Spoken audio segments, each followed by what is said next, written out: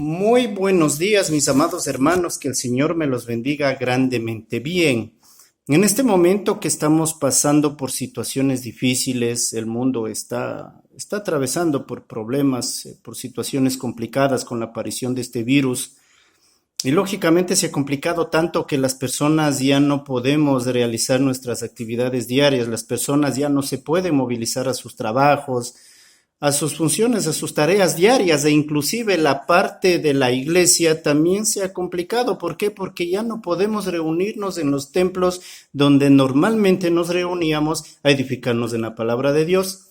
Pero lógicamente debemos entender que los templos se han cerrado, pero la iglesia debe permanecer abierta, entendiendo lógicamente que la iglesia la conformamos cada uno de nosotros.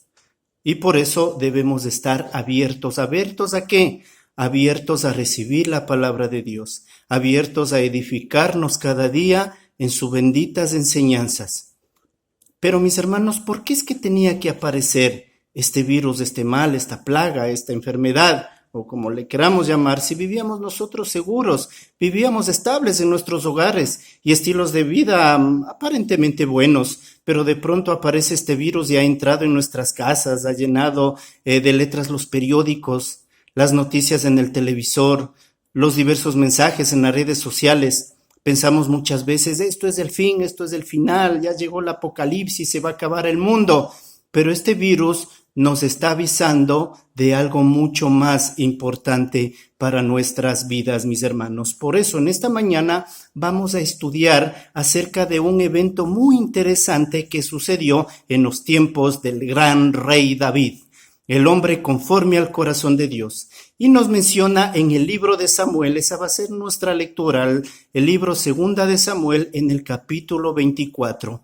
Las personas que tengan junto a ustedes la Biblia, pues les invito a abran su Biblia, abran su espada en el libro de Segunda de Samuel, capítulo 24, iniciando en el versículo 1 en adelante. Vamos a ver aquí una historia, algo curioso que sucedió.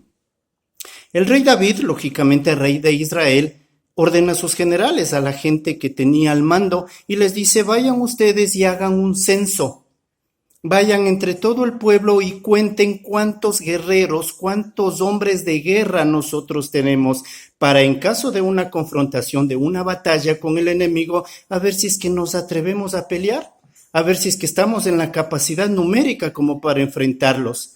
Esta idea de contar cuántos guerreros tiene no es una decisión mala, ni es equivocada, ¿o sí? ¿Eso es malo que el rey David haya ordenado que vayan a contar cuántos guerreros tiene? Aparentemente no es malo, pero para Dios sí lo es. ¿Por qué? Porque David contaba con la ayuda y colaboración total de Dios. En cada batalla que Israel enfrentaba, Dios estaba ahí con ellos. No importaba cuántos enemigos tenga, no importaba el número de los ejércitos oponentes, de los ejércitos contrarios, con Dios siempre la batalla era segura en ganancia. Por lo tanto, hacer el censo era confiar más en su propia inteligencia, en la inteligencia, en la sabiduría de David. Y decía, bueno, yo soy el rey, es que yo puedo solo, yo puedo manejar esta situación y por eso pues yo necesito saber con cuántos soldados cuento. Como quien dice, le hacía aparte o le ponía por aparte a Dios, a la ayuda suprema de Dios. O sea, ¿qué quiere decir? Que David confió en su sabiduría, en su inteligencia, o sea, quiso ser su propio Dios. Y es más o menos cuando nosotros nos sentimos lo suficientemente capaces y suficientemente inteligentes como para tomar decisiones importantes en la vida. Por ejemplo, con quién me caso, el negocio al que me meto, la crianza de mis hijos, pues yo sabré cómo les crío, porque a la final son mis hijos. El trato que lo hago con mi cuerpo, pues yo ingiero lo que yo quiero, yo como lo que a mí me place, pues no interesa porque es mi cuerpo. Las palabras que salen de mi boca, que muchas veces no son de edificación, como yo me manejo en mi vida, está bien. O sea, soy mi propio Dios, no le tomo en cuenta a Dios en mis decisiones importantes.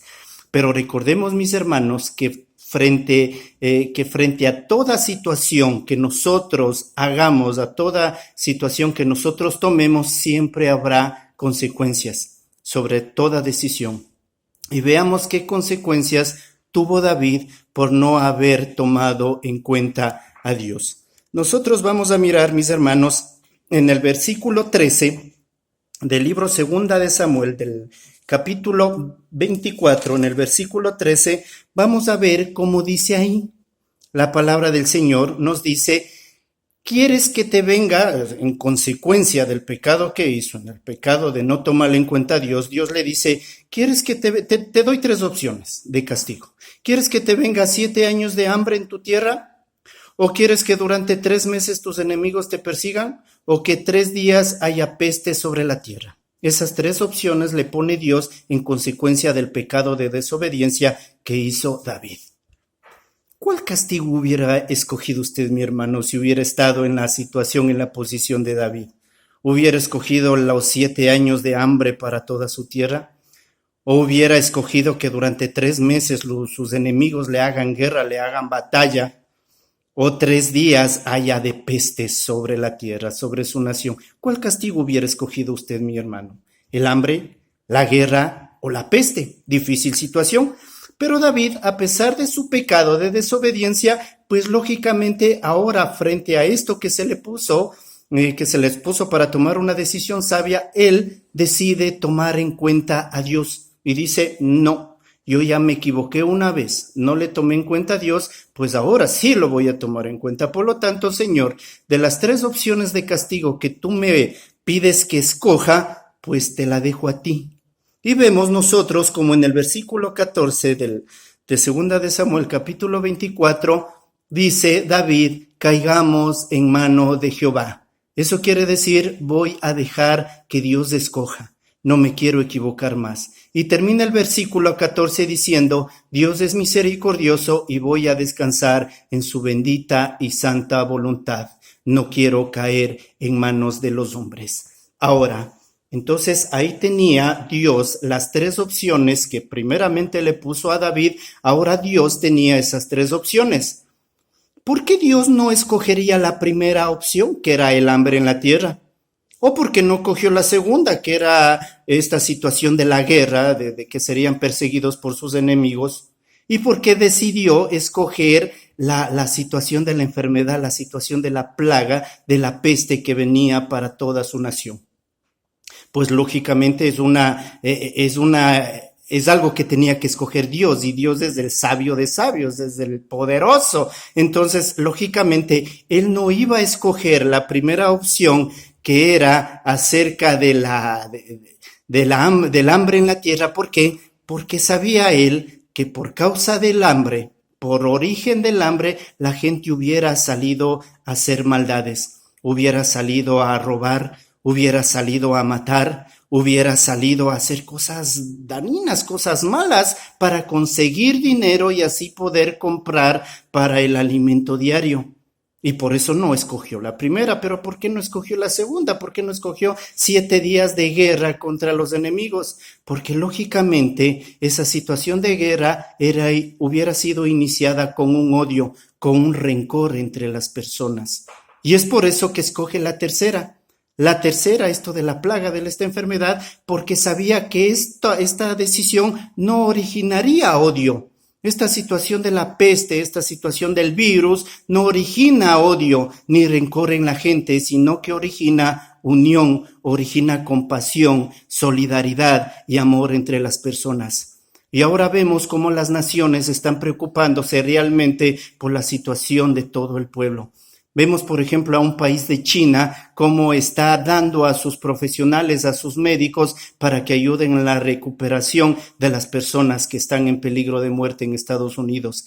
Y por eso, mis hermanos, estamos ahora en este momento donde estamos, sufriendo de un virus que se ha convertido en pandemia, una enfermedad que lo único que ha hecho es valorar más nuestra vida.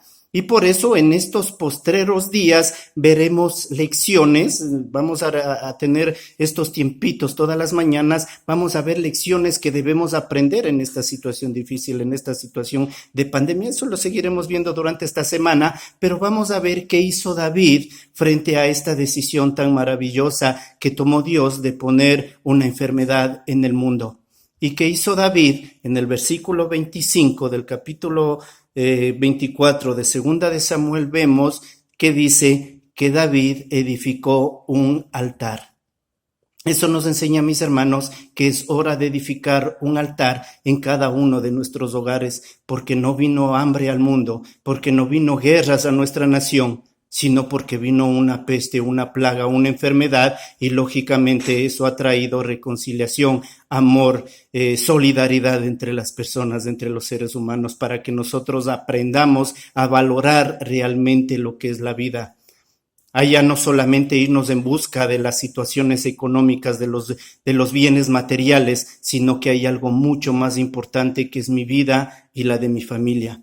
Recuerden que la palabra de Dios dice que nosotros somos real sacerdocio, mis hermanos. Por lo tanto, nosotros debemos edificar un altar, cada uno en su casa. Usted es el sacerdote de su hogar y es nuestra obligación hacer un altar a Dios. Reunirnos, mis hermanos, todas las mañanas, hacer un devocional diario, un devocional donde nosotros nos entremos en una intimidad, en una comunión bonita con nuestro amado Dios y a pedirle al Señor por nuestra nación, no solamente para que sane nuestra tierra, como menciona algún versículo de la Biblia, sino que más bien nos ayude a dejar el origen de la plaga que fue la desobediencia. Mis hermanos, nosotros somos pecadores y antes que el Señor quitar la plaga de nuestras vidas, quiere quitar el pecado de nuestras vidas. Por lo tanto, pidámosle al Señor en oración que quite el pecado de nosotros, que quite nuestro orgullo, nuestra mentira, nuestra adicción,